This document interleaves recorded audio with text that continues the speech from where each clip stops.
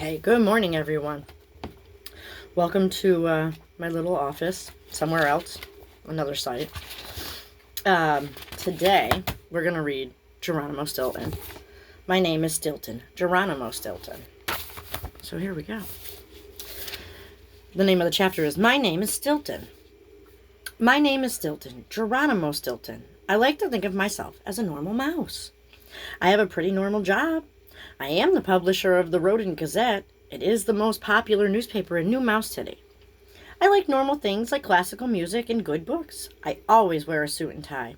I don't like to stand out in a crowd. I think nowadays you would stand out with a suit and tie, right? You know? When I order a pizza, I take it plain. No anchovies. Me either. I don't like loud rock music. I don't wear clothes with polka dots or stripes or bright colors, and I will take a slice of bland American cheese over a chunk of jalapeno hot pepper cheese any day. As you can see, I like my life to be calm and peaceful. I know some people might think I'm plain or even boring. That may be true, but this is how I like it. So why am I telling you all of this? Let me explain. Next chapter is called Too Much Work. Things were very busy at the newspaper office. I was working so hard that I had not had time to get my fur clipped in months. Something had to be done. Then I had a great idea. I decided to hire an assistant. I placed an ad in the paper. Hundreds of mice sent in their resume. I read them all. One stood out from the rest. This is exactly the mouse I am looking for, I cried. I called my secretary, Mussolina. She came into my office. Mussolina, please draw up a contract right away, I said. I have found the perfect assistant.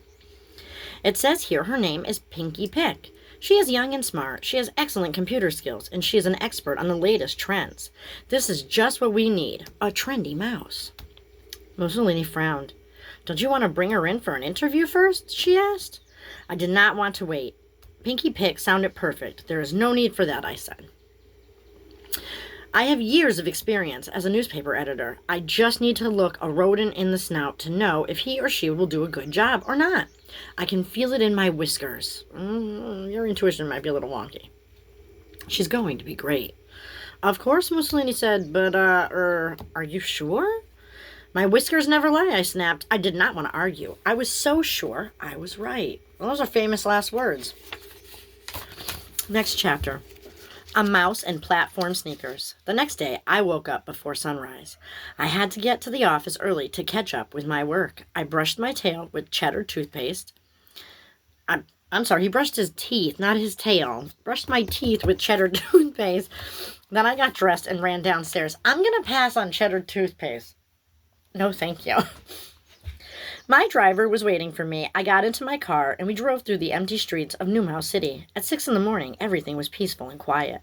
Just how I liked it. The driver pulled up in front of 17 Swiss Cheese Center.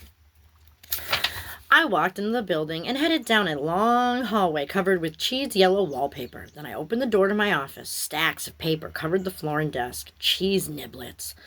This is a lot of work, I squeaked. Thank goodness my new assistant will be here today. I closed the door behind me and went to work. At 11 o'clock, Mussolini knocked on my door. She stepped into my office. Mr. Stilton, the new assistant is here, she said. But I think you should see her before she signs the contract. Yes, the contract, I said.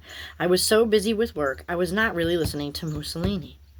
But Mr. Stilton, I really think you should see her, Mussolini insisted. I am very busy, I squeaked. I do not need to see her. Please take care of it for me. Mussolini looked amazed. As you wish, Mr. Stilton, she said. I will get her to sign the contract, but you should know that she has a request. She would like 3 months' pay in advance. She says she has offers from other newspapers. I told her that a serious mouse like you would never agree to that. But it is up to you, of course. Yes, whatever, I said. Once again, I wasn't really listening. Mussolini laughed, shaking her head. I thought I saw her smile slyly as she closed the door. That is strange, I muttered. Then I went back to work. A minute later, there was another knock on the door. I said, I'm very busy, I cried, not looking up from my work. The door opened anyways. A young female mouse stood there. She looked like she was about 14 years old. She had gray fur and a pointed snout. But it was her outfit that really got my attention. The first thing I noticed was her shoes. I could not believe my eyes. Her shoes were enormous. They were stocking pink high-top sneakers with high see-through platform soles. Inside the platforms, pink plastic fish swam in water. A bright light flashed on and off, illuminating the fish. That was a tongue twister, that sentence. And that is an outfit. The rest of her outfit was just as ridiculous. She wore bright green leggings under a large yellow sweatshirt. Swiss cheese holes dotted her shirt. And that wasn't all. She had a clear plastic backpack on her back. A diary covered in fake cat fur dangled from the backpack strap. It was shocking pink, just like her shoes. Paper and photos stuck out from the pages. It was clamped shut with a big lock, shaped like a cat's head. I had never seen anything like it. Her clothes were so bright, I wish I was wearing sunglasses. It's a lot to take in if you're a plain Jane mouse. Her name is Pick. My name is Pick, the brightly dressed mouse yelled. That's nice, little girl, I said, going back to my work. My name is Stilton, Geronimo Stilton. If you are looking for the office of Minnie Mouse Magazine, the publication for young mouselets, you're in the wrong place. I am not looking for Minnie Mouse Magazine, she said. I told you, my name is Pick. The name sounded familiar. Then I remembered. Pinky Pick was the name of my new assistant. Are you looking for your mother? I asked, because I am waiting for her too. She is going to start working for me today. The little mouse leaned over my desk. Her eyes glittered. No, I am going to start working for you today, she said. My name is Pinky Pick. I am your new assistant. Get it, boss? Nobody had ever called me boss before. I didn't like it. Not one bit. What's the problem, boss, is the name of the next chapter. I can think of a couple. Platform sneakers, boss, my new assistant. My head was spinning faster than the screaming rat roller coaster at the amusement park. You are my new assistant, I stammered. It could not be true. That's right, she said. She leaned back and folded her arms. But you're so young, I squeaked. For your information, I am already 14, she said calmly. What 14-year-old works at a newspaper? I've heard of volunteering to do certain things or learn certain parts of that, but wow. Full-on assistant job for the head of the Rodent Gazette. That's a big title. I shook my snout. That is too young to work at a newspaper. That's what you think, she said. She held up one shocking pink foot. I wear size 12 shoes. I bet my paws are bigger than anyone's on your staff, bigger than yours even. I don't care what your shoe size is, I replied. When I was your age, I was playing with my teddy mouse, not working on a newspaper. Pinky Pick shrugged. It's not my fault you didn't have any goals back then. That's a goal. I give you that. Cheese nips. This little mouse was starting to get on my nerves. Listen, young lady, I said. I need a true professional to be my assistant, not a little mouselet like you. Now please run along. But Pinky Pick did not leave. Instead, she sat down in the chair in front of my desk. So why? Okay.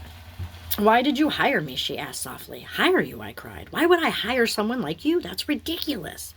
Pinky smiled. She pulled a piece of paper out of her backpack and waved it in front of my snout. It was the contract I made out to Pinky Pick. And there was my signature, Geronimo Stilton, right on the bottom. You see, boss, Pinky said, you are so busy you don't even know what you are signing. That is why you need a good assistant like me. Mussolini, I screamed. My secretary scurried into the office. She had a little smirk on her face. Yes, Mr. Stilton? She asked. I grabbed my contract from Pinky Pick. Why did you let me sign this? I asked. You should have told me she was only 14. Why, Mr. Stilton, I tried to warn you, Mussolini said in a smooth voice, but you told me your whiskers never lie, and that you were very busy. And yes, I moaned, I had said all of those things. Well, we will just have to start again, put another ad in the newspaper. Pinky Pick jumped up. She unclipped her big diary and slammed it on my desk. Let me help you out, boss, she said. Just tell me what you need. What's your problem?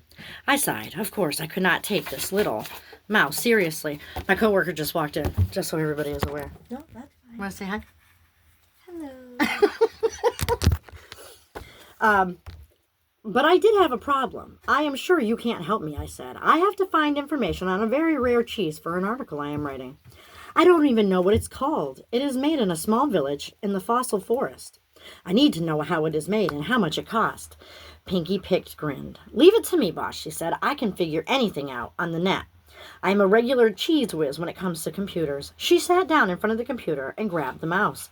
I didn't try to stop her. Something told me she wouldn't take no for an answer. So I'm going to stop. We're going to leave off on chapter An Impossible Interview. and we will go from there. Everybody have a great day.